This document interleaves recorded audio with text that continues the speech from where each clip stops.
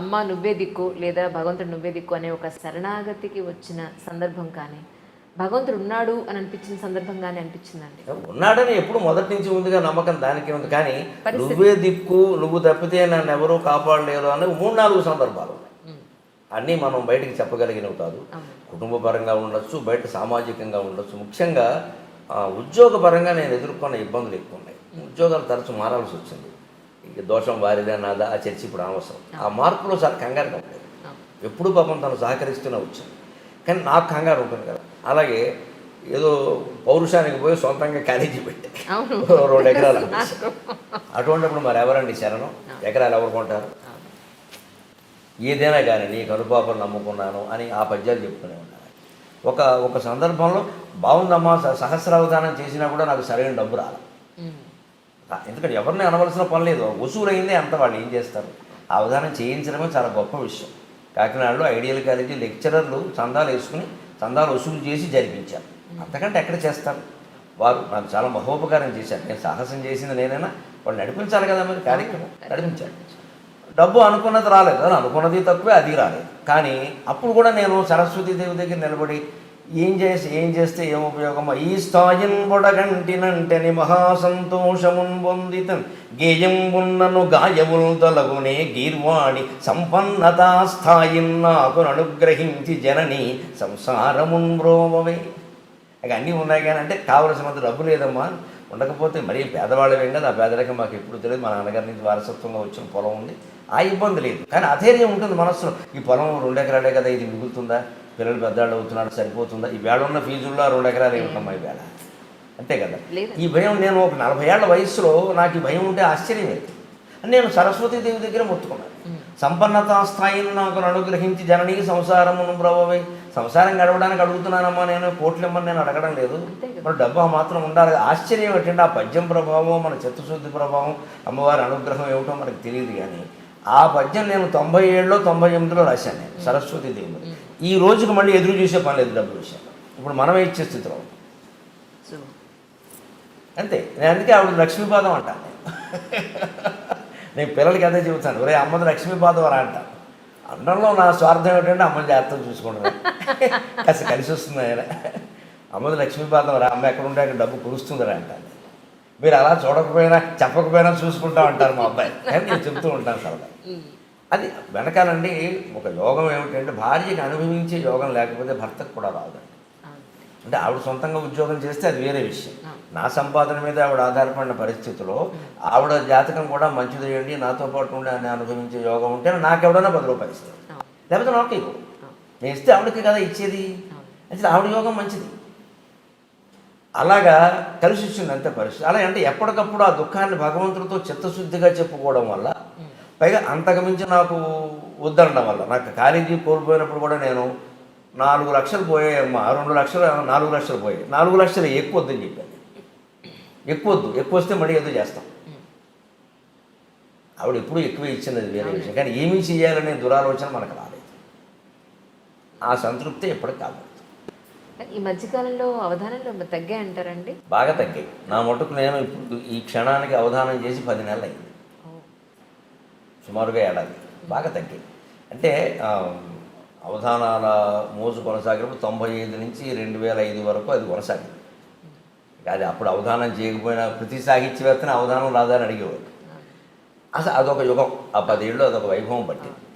తర్వాత ఏ కారణం వల్ల అక్కడ ఈ ప్రవచనాలు రావడంతో ఏమైందంటే, సహజంగా ప్రవచనకర్తలందరూ అవధానాలు చేయలేరు, అవధానం వేరే విద్య. కానీ అవధానాలందరూ ప్రవచనాలు చెప్పగలరు, అది పెద్ద సమస్య కాదు.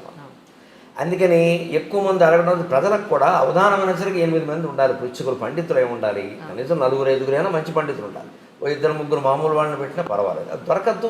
ఇవాళ అది కూడా సమస్య. కానీ అది ప్రశ్న అడిగేయానికి అది ఏ ఛందస్సులో ఉంటుందో తెలియదు, ఏమడగాలో తెలియదు. అది నిర్వహణ కష్టం.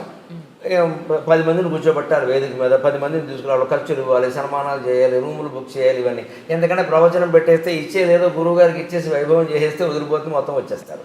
ఇది సుఖంగా ఉంది, తేలిగ్గా ఉంది అని కొంత జనంలో కూడా ఒకటి అనిపించడం. సరే ఏదైనా ఆ వైభవం ఇప్పుడు ప్రవచనానికి పట్టింది. మనం సరే ఎందుకైనా మంచిదని ముందు జాగ్రత్తలో ఉన్నాం కాబట్టి అటు ఇటు బాగా తగ్గిన మాట నిజం. కానీ ఇప్పటివరకు ఏ కాలంలోనూ లేనంత మంది ప్రవచనకర్తలు ఈ కలియుగంలో నిజంగా ప్రజలు అదృష్టం చేసుకున్నారనే చెప్పుకోవాలి. ఎందుకంటే చేసేది మంచా చెడ, లేకపోతే అసలు ఏం జరుగుతోంది, ఎలా ఉంటే మంచిది అనేది మీలాంటి వాళ్ళందరి వల్ల కూడా చాలా మేలు నిజంగా.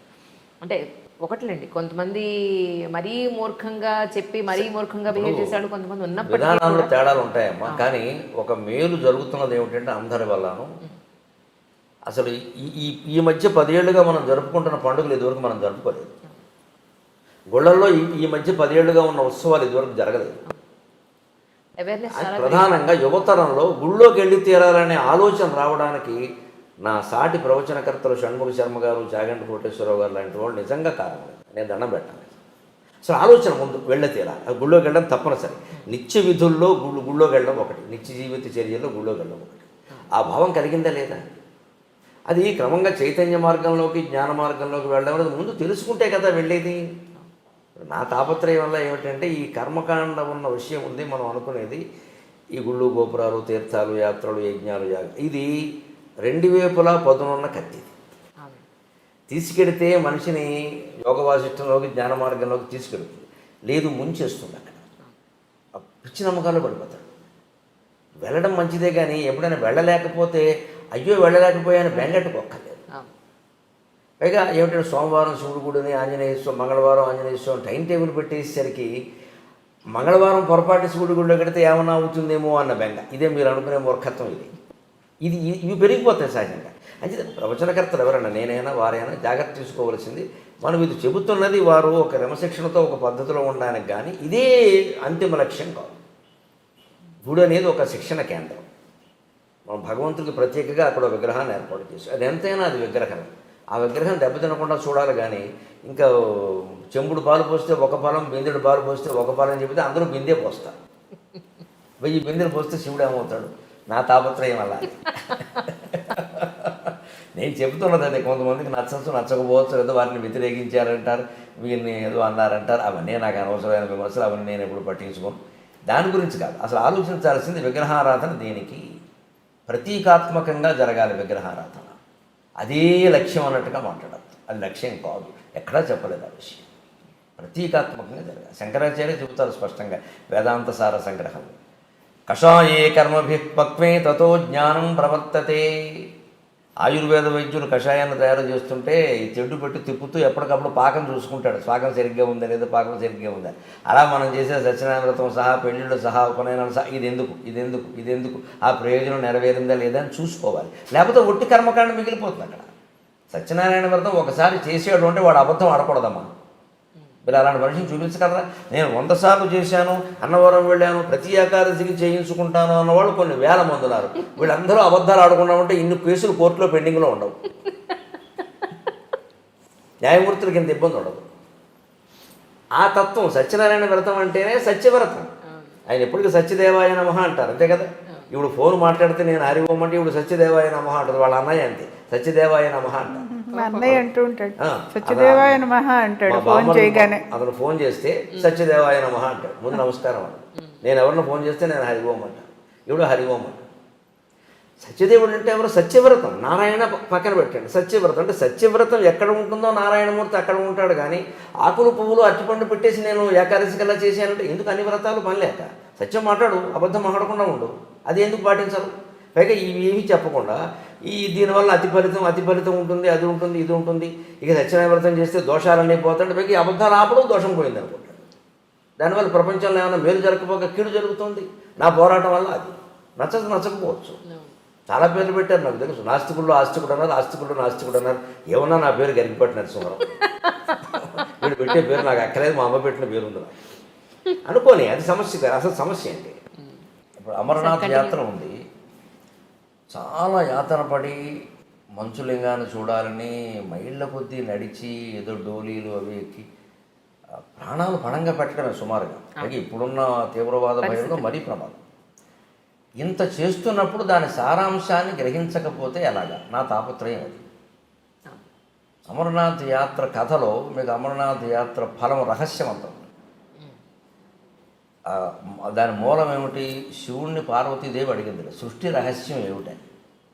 పార్వతి అడగడం అంటే మరి పురాణాలు అలా ఎందుకు చెబుతా ఆవిడ తెలియగలుగుతుందా?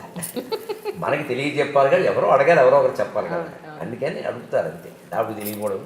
ఈయన అలాగే నీకు చెప్తాందా అని ఆయన, పార్వతీదేవి, నందీశ్వరుడు, సరే మెడలో ఎలాగో నాగభూషణం ఉంటుంది, పక్కన గణేశ్వరుడు అంతా కలిసి ఉన్నారు అక్కడ. కొద్ది దూరం ముందుకు వెళ్తాను, నేను చెప్తాందా తీసుకు. ఆ యాత్ర కథ అలా నడుస్తుందండి. వెళుతుంటే మీరు గమనించండి, గణేష్ పెహలే గావు అని వస్తుంది. అక్కడ ముందు నందీశ్వరుని వదిలేస్తాను, వాహనాన్ని వదిలేస్తాను. ఇంకొంచెం ముందుకు వెళ్ళాక నంది చౌక ఏదో ఒకటి వస్తుంది, గణేష్ చౌక, అక్కడ గణేశ్వరుని వదిలేస్తాను. ఇంకొంచెం ముందుకు వెళ్ళాక నాగ చౌక, శేషనాగ అక్కడ పామును వదిలేస్తాను. చివరికి ఇంకా ఆ గుహ దగ్గరికి వెళ్ళేసరికి పార్వతి పరమేశ్వరుడు ఇద్దరే ఉంటారు. అంతకుముందే వాహనం వదిలేశారు, కుమారుని వదిలేశారు, నాగుపామును కూడా వదిలేశారు. ఇవన్నీ చౌక్ అని పేరు ఉంది కదా, శేషనాగ్, నంది చౌక్, పెహలగావ్ ఉన్నాయి. పెహలగావ్ దగ్గర నందీశ్వరుని వదిలేసేయాలి. తర్వాత గణేష్ చౌక్ దగ్గర గణేషుని ఇంకొన్ని వాగిపోవయ్యా అంటారు కొడుకుని. తర్వాత ఇంకో 3వ 4వ శేషనాగ్ అని ఉంటుంది, అక్కడ ఆ పామును కూడా తీసేస్తాడు. శివుడు పార్వతి ఇద్దరు లోపలికి వెళ్తారు. లోపలికి వెళ్ళాక ఏమయ్యారో తెలియదు. అక్కడే శివుడు లింగం అయ్యాడు. సమస్త సన్మంగళాన్ని భగవంతుని కథను ముగిస్తాడు.